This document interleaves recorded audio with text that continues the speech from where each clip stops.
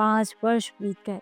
समस्त प्रांत में चिंता देवी की थाक बैठ गई। शत्रुओं के कदम उखड़ गए।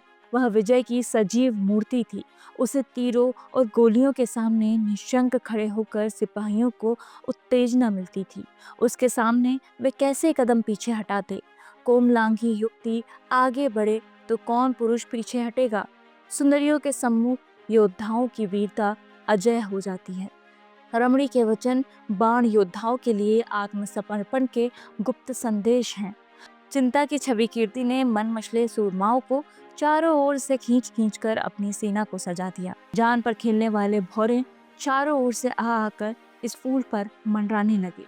इन्हीं योद्धाओं में रत्न सिंह का नाम एक युवक राजपूत भी था। यो तो चिंता के सैनिकों में भी सभी तलवार के धनी थे। बात पर जान देने वाले, उसके इशारे पर आग में कूदने वाले, उसकी आज्ञा पाकर एक बार आकाश के तारे तोड़ लाने को भी चल पड़ते।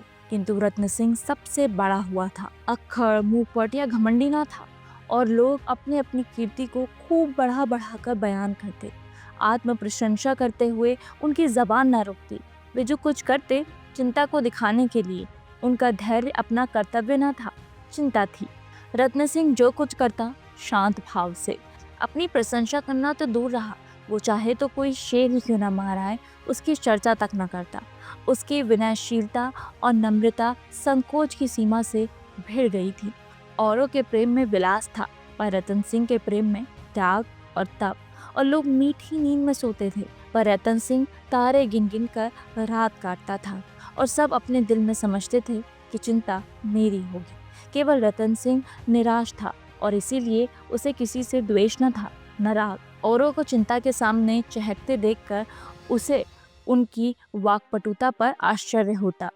प्रतिक्षण उसका निराशंकार और भी घना हो जाता। कभी कभी वो अपने बोधेपन पर झुंझला उठता। क्यों ईश्वर ने उसे उन गुणों से वंचित रखा जो रमणियों के चित्त को मोहित करते हैं। उसे कौन पूछेगा, उसकी मनोव्यथा को कौन जानता है। पर वो मन में झुंझला कर रह जाता था। दिखावे की उसकी सामर्थ्य ही न था। आधी से अधिक रात बीत गई थी।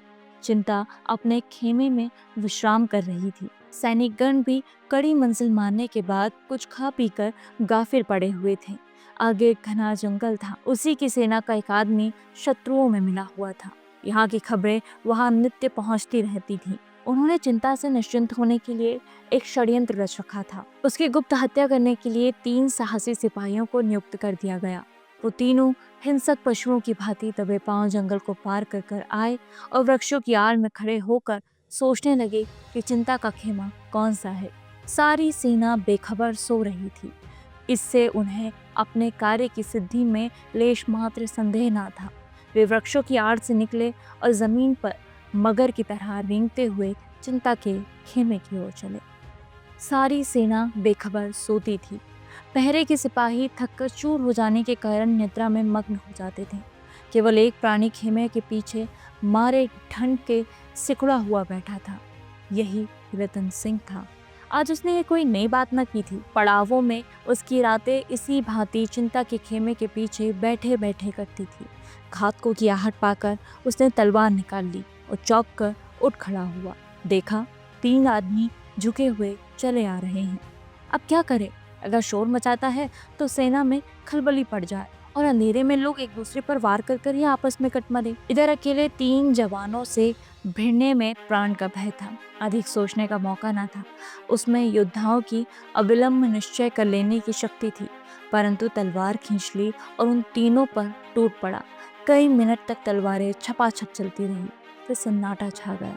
उधर वे तीनों आहत होकर गिर पड़े, इधर यह भी जख्मों से चूर होकर अचेत हो गया। प्रातःकाल चिंता उठी तो चारों जवानों को भूमि पर पड़े पाया। उसका कलेजा धक से हो। तीनों आक्रमणकारियों के प्राण निकल चुके थे। सांस चल रही थी। सारी नारित्व ने वीरत्व पर विजय पाई। जिन आंखों से पिता की मृत्यु पर आंसुओं की एक बूंद भी न गिरी थी, उन्हीं आंखों से आंसुओं की लगती जांग पर रख लिया और हृदयांगन में रचे हुए स्वयंवर में उसके गले में जयमाला डाल दी।